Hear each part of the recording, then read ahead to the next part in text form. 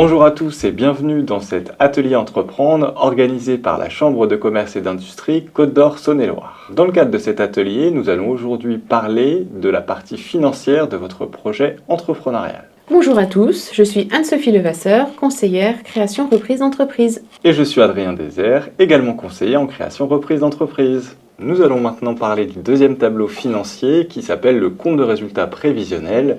C'est le tableau clé pour tout futur entrepreneur car c'est celui qui permet d'éprouver la rentabilité afin de savoir si l'ensemble des recettes vont être suffisantes pour couvrir toutes les charges entraînées par les moyens humains et financiers que vous allez mettre en œuvre pour votre future entreprise. Le compte de résultat prévisionnel représente ce que l'on peut appeler le film de l'activité de l'entreprise, une convention comptable étant d'étudier ses projections financières par période de 12 mois d'activité, même si ça ne colle pas avec l'année civile. Pour résumer, le compte de résultat sert à voir si votre entreprise gagne ou perd de l'argent, si vous avez engrangé assez de ressources pour pouvoir financer vos différentes charges.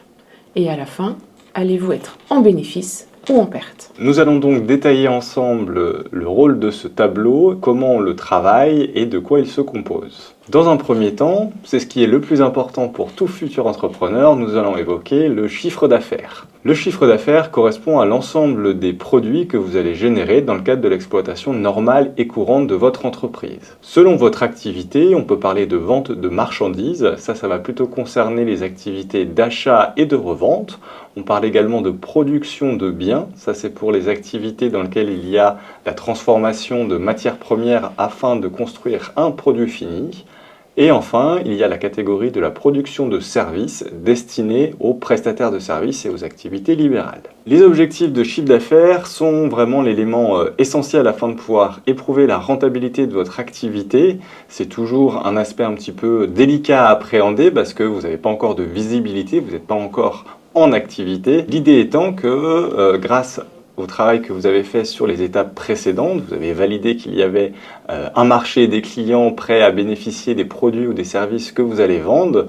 L'objectif étant que, dans le cadre de votre stratégie marketing et commerciale, vous allez établir un plan d'action et des objectifs de vente. Il est important de maîtriser vos avantages concurrentiels et être en phase avec votre positionnement stratégique et la cible visée. C'est dans le cadre de la phase mix marketing que vous avez déterminé votre positionnement stratégique et les objectifs de vente. Le chiffre d'affaires doit être sincère et représentatif. Il existe des moyennes observables par secteur d'activité et par équivalent temps plein. Ça peut être un bon moyen dans un premier temps pour avoir des repères et s'assurer que vos objectifs soient cohérents et atteignables. Nous allons parler maintenant des charges variables. Il existe deux types de charges, les charges variables et les charges fixes. Les charges variables sont des dépenses proportionnelles au chiffre d'affaires. Cela correspond donc à l'ensemble des coûts directement liés à la réalisation de vos ventes. En fonction de votre activité, ces charges variables peuvent correspondre à des achats de marchandises, de matières premières, mais également l'ensemble des autres frais directement liés à votre activité, tels que des commissions ou des frais de transport par exemple. Ces charges variables représentent donc un quota par rapport à vos produits, à vos objectifs de chiffre d'affaires. La différence entre le chiffre d'affaires et les charges variables, ça s'appelle la marge. On parle généralement de marge brute lorsque l'on a une activité de transformation, de production, et on parle de marge commerciale lorsque l'on a une activité d'achat-revente. Il existe des moyennes observables par secteur d'activité. Cela peut être un bon moyen dans un premier temps pour pouvoir appréhender ces charges variables. Nous vous conseillons néanmoins de ne pas vous arrêter là et d'avoir une démarche proactive en contactant vos fournisseurs, en établissant votre grille tarifaire, en référençant le maximum de produits que vous allez proposer afin que vous puissiez appréhender de la manière la plus affinée possible ces charges variables. En effet, en fonction de votre positionnement stratégique, de vos relations avec vos futurs fournisseurs, des volumes d'achat que vous allez acquérir, cela peut influer sur le quota de ces charges variables. La marge peut être exprimée par un coefficient ou un taux. On fait référence déjà dans un premier temps à ce que l'on appelle le taux de marge. Le taux de marge a pour objectif de refléter la marge que vous allez générer par rapport à votre prix de revient, par rapport à votre coût d'achat. Généralement, cet indicateur a pour objectif d'évaluer votre pouvoir de négociation en lien avec votre fournisseur. On part du principe que les tarifs sont plutôt dictés par le marché et c'est la manière dont vous allez pouvoir optimiser ces achats qui va vous permettre d'améliorer votre taux de marge. On parle également de taux de marque ou de taux de marge sur coût variable. Cet indicateur a pour objectif de refléter la marge que vous générez par rapport à votre prix de vente. Cet indicateur reflète la marge en pourcentage du prix de vente et c'est un indicateur essentiel que l'on utilise dans le cadre de la construction du compte de résultat prévisionnel. Celui-ci est plutôt en lien avec votre positionnement stratégique et les clients que vous allez viser. Enfin, on parle également de coefficient multiplicateur. Le coefficient multiplicateur correspond au facteur par lequel vous allez multiplier votre prix de revient pour déterminer votre prix de vente. Nous allons maintenant parler des charges fixes. Ces charges fixes, que vous soyez ouvert ou non, vous allez devoir les payer. Nous allons commencer par les charges de fonctionnement. Les charges de fonctionnement correspondent à l'ensemble des dépenses du quotidien de votre activité, qu'on peut aussi appeler frais généraux ou charges externes. Les charges externes correspondent à l'ensemble des frais généraux, des frais du quotidien de votre future activité. On parle généralement dans un premier temps des fournitures de consommables. Dans cette catégorie, on va retrouver les frais d'électricité, de gaz, les achats d'emballage par exemple, ou les frais de carburant. Nous allons maintenant voir les services extérieurs, où là vous pouvez inscrire le loyer, si vous avez un loyer à payer. Regardez bien les conditions qui seront établies dans le bail, où vous avez le montant du loyer, sa durée, sa destination, c'est important, tous ces éléments sont importants pour l'établissement du compte de résultat. Vous pouvez également inscrire les assurances, important par rapport à votre activité, savoir ce que vous voulez assurer, protéger aussi votre clientèle, protéger votre stock et votre local. Les services bancaires, est-ce que vous allez opter pour un TPE que vous allez louer ou acheter? Quels seront les montants des commissions? Est-ce que ce sera un pourcentage par rapport au chiffre d'affaires ou une commission par rapport aux prestations qui seront vendues? Vous pouvez avoir aussi les prestations d'expert comptable pour la tenue de votre comptabilité. Cette prestation peut varier en fonction des demandes que vous allez faire à votre expert comptable. Est-ce qu'il va établir les bulletins de salaire, faire votre déclaration TVA? Ce qui est important en fait, quand vous allez faire toute la liste de ces charges fixes, ces charges que vous allez devoir payer quoi qu'il arrive, c'est de demander des devis pour être au plus près de la réalité. Parce que quand vous allez faire la liste de ces charges fixes, le total, vous allez avoir une idée de combien tous les mois vous allez devoir débourser, que vous soyez ouvert ou non. On retrouve également d'autres types de dépenses incompressibles, un petit peu comme dans notre vie personnelle. On peut par exemple avoir des abonnements en télécommunications, des frais informatiques. Ne pas oublier également l'ensemble des moyens commerciaux et de communication que vous allez mettre en œuvre qui peuvent représenter des coûts financiers pour votre entreprise. Selon votre politique de distribution, vous pouvez, si vous êtes un restaurant, vouloir vous faire connaître via différents sites, différents prestataires comme La Fourchette ou Uber. N'oubliez pas, tout ceci a un coût. Si vous faites partie d'une franchise, vous allez devoir payer des redevances qui seront proportionnelles au chiffre d'affaires, ou des redevances également pour la communication. Une autre catégorie de charges fixes correspond à ce qu'on appelle les impôts et taxes. Il est important de se faire accompagner pour appréhender au mieux cette catégorie de charges fixes et de ne rien oublier. Les principales taxes que l'on retrouve, ça va être la taxe foncière, la cotisation foncière des entreprises, mais on peut également retrouver des taxes spécifiques en fonction de votre activité. Par exemple, si vous diffusez de la musique dans votre futur local, vous allez être redevable de la SACEM. Si vous avez une terrasse qui donne sur le domaine public, vous allez être redevable du paiement d'une redevance. Si vous avez une activité de food truck et que vous êtes présent sur des marchés, vous pouvez être amené à payer des droits de place. Nous allons maintenant parler des charges du personnel. Il faudra bien prendre en compte la rémunération, votre rémunération du gérant et la rémunération des salariés. Il faut prendre en compte la rémunération nette, combien votre salarié souhaite toucher à la fin du mois, vous, combien vous voulez vous rémunérer, mais il faudra prendre également en compte les cotisations et contributions sociales qui sont à ajouter à ce fameux montant net. L'URSSAF propose des simulateurs afin de vous aiguiller sur le coût total que va représenter ces dépenses de personnel pour votre future entreprise. Il est important également de ne pas oublier l'ensemble des autres frais potentiels tels que la médecine du travail ou une complémentaire santé par exemple. Nous vous encourageons à vous référer à votre convention collective afin d'identifier l'ensemble des obligations que vous allez avoir en tant qu'employeur. Par exemple, en tant que gérant indépendant, vous souhaitez vous rémunérer à hauteur de 1 500 € net. Eh bien, il faudra prendre en compte les cotisations et contributions sociales qui vont correspondre à 615 € supplémentaires par rapport à ce que vous voulez toucher réellement. Cela correspond à un taux de 41% par rapport à votre rémunération nette. Au total, l'entreprise va devoir dégager 2 115 € par mois pour pouvoir vous rémunérer. Il est essentiel d'intégrer un niveau de rémunération suffisant pour couvrir vos besoins personnels. Tout partenaire financier va également donc s'intéresser à vos éléments privés et nous ne vous encourageons pas à intégrer un montant de revenus trop faible afin d'optimiser et de diminuer les charges si le revenu engendré par votre future entreprise ne couvre pas vos factures personnelles. Vous allez peut-être pouvoir bénéficier de l'ACRE, qui est une aide qui permet des exonérations temporaires et partielles des charges sociales. Si vous êtes en société ou en entreprise individuelle ou réelle, vous n'avez pas besoin de faire demande, cette aide se fera automatiquement. Si vous êtes par contre sous le régime de la micro-entreprise, il faudra faire cette demande auprès de l'URSSAF.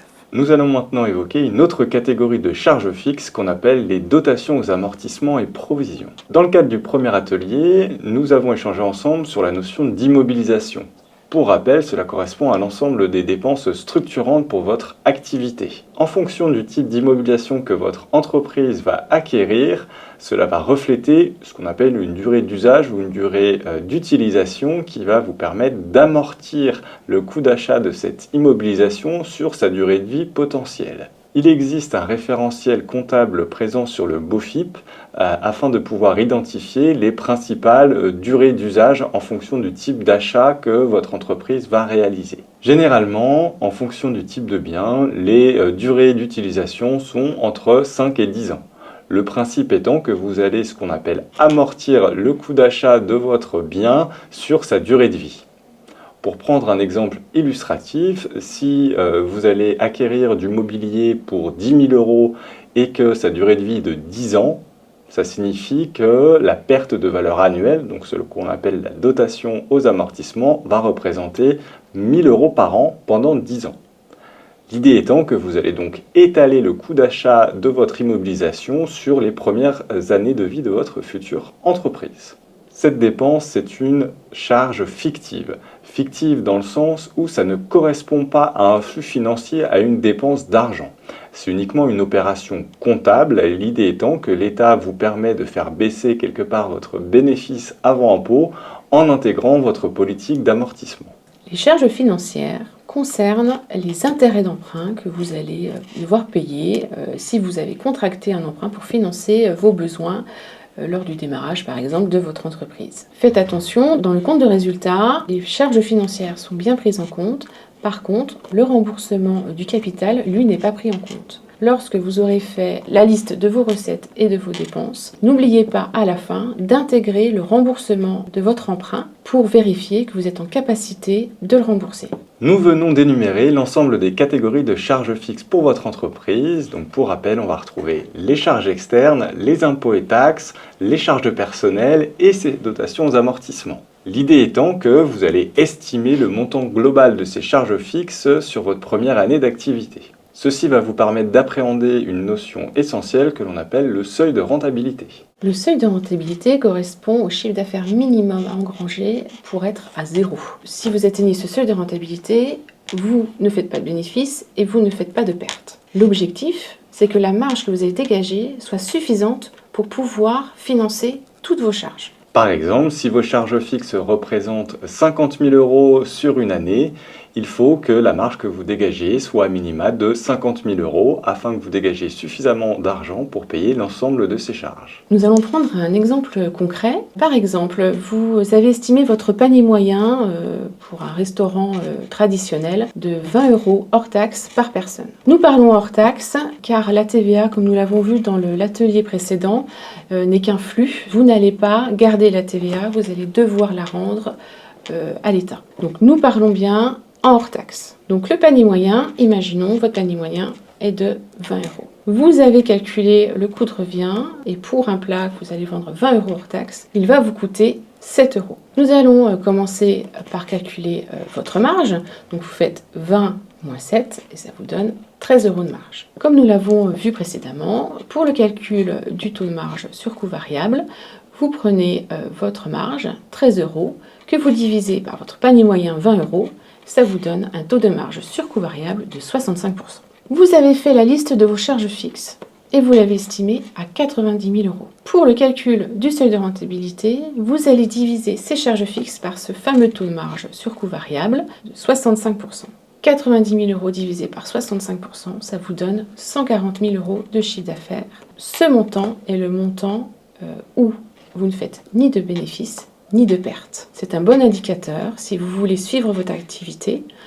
Ces 140 000 euros, vous pouvez par exemple les diviser par vos mois d'activité, vos semaines d'activité, et ça sera un indicateur pour voir si, par rapport à votre chiffre d'affaires, vous êtes dans les clous ou non. En clair, si votre entreprise atteint et dépasse ces 140 000 euros de chiffre d'affaires, vous allez pouvoir dégager un résultat positif qu'on appelle un bénéfice.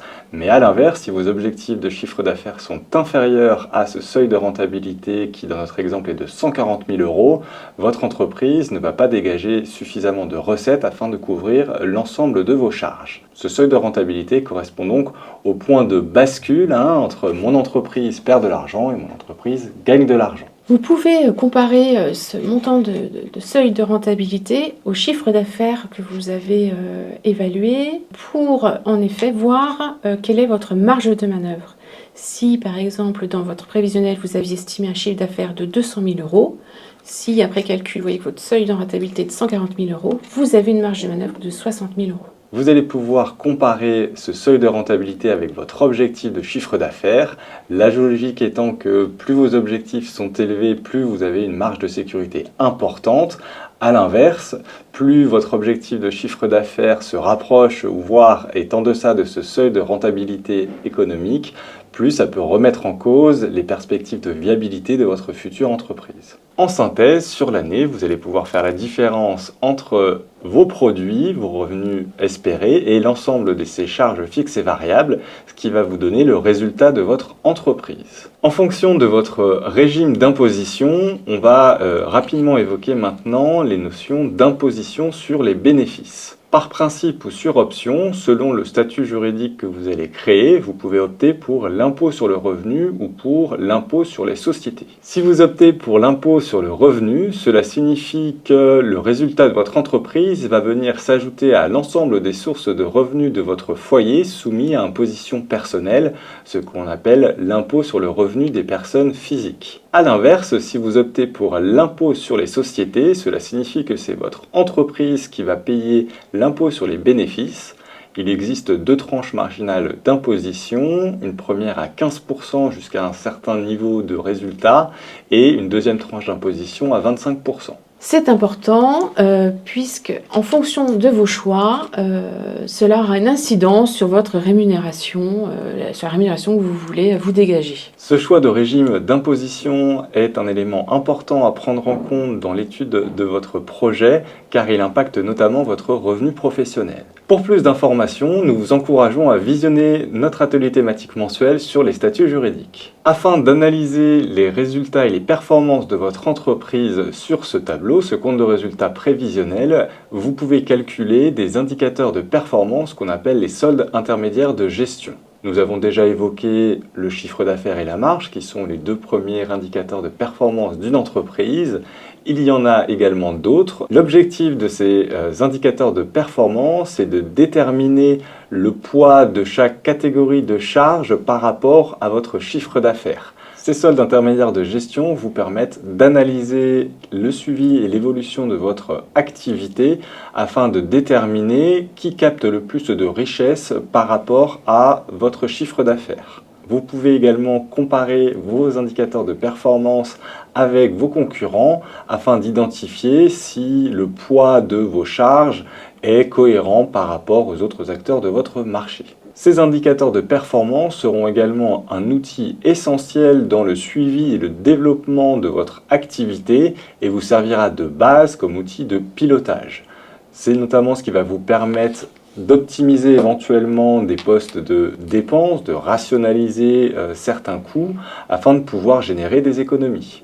Ces indicateurs sont également un moyen d'information et de communication privilégié car cela va vous permettre de communiquer aux tiers les performances de votre entreprise.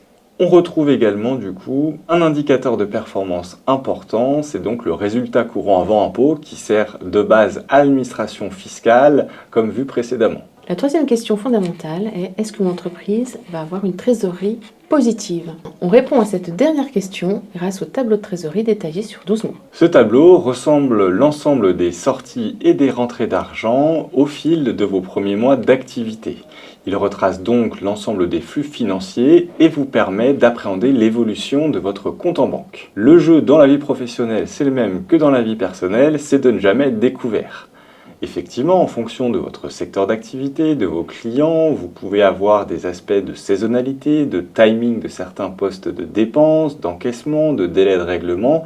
L'ensemble de ces éléments vont impacter la trésorerie quotidienne de votre entreprise. Ce tableau vous permet également de vous poser éventuellement des questions que vous n'avez pas posées précédemment, notamment en fonction des échéances, du timing de certains postes d'encaissement et de décaissement. Ce tableau vous permet dans un premier temps de bien appréhender l'ensemble des sorties d'argent que votre entreprise aura mois par mois, en incluant à la fois le paiement des charges et le remboursement des capitaux empruntés en fonction de votre politique de financement initiale. Pour analyser ce tableau de trésorerie, vous allez donc pouvoir suivre l'évolution du solde mensuel de votre entreprise.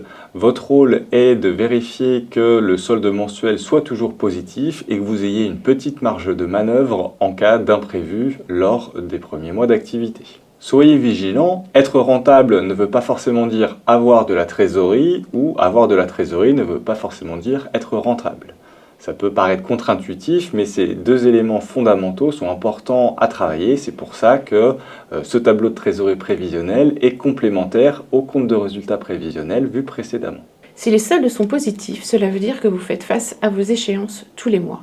S'ils sont négatifs, eh bien cela veut dire que vous êtes à découvert. Pour pouvoir pallier à cette problématique de découvert, vous pouvez notamment réajuster votre trésorerie initiale que vous avez calculée dans le cadre de votre plan de financement. Si en augmentant votre trésorerie initiale, vous finissez mécaniquement à découvert, cela peut remettre en cause la viabilité financière de votre entreprise. Vous avez trop de sorties d'argent par rapport à vos rentrées d'argent potentielles. Et nous vous invitons dans ce cadre-là à peut-être retravailler la vision du développement de votre entreprise sur les étapes précédentes, notamment votre modèle économique, votre étude de marché et votre politique commerciale. En conclusion, ces trois tableaux sont complémentaires. Dans un premier temps, vous appréciez grâce au plan de financement si vous avez les financements nécessaires à tous vos besoins. Le compte de résultat sert à apprécier votre rentabilité et le tableau de trésorerie montre si vous avez assez de trésorerie pour que votre entreprise reste en bonne santé. Ces trois tableaux composent en fait votre prévisionnel financier. Nous vous encourageons à intégrer ces différents tableaux à votre business plan. Cet atelier touche à sa fin. Nous vous remercions de votre attention. N'hésitez pas, si vous avez des questions, à demander à vous faire accompagner par nos conseillers de façon individuelle. Nous vous invitons également à découvrir nos autres ateliers thématiques mensuels afin de vous donner toutes les clés nécessaires afin de mener à bien votre projet. N'hésitez pas à vous abonner à notre chaîne YouTube et à aimer la vidéo si vous l'avez trouvée utile. Cela peut également servir pour d'autres futurs entrepreneurs. Nous vous souhaitons tout nouveau de réussite et vous disons à bientôt.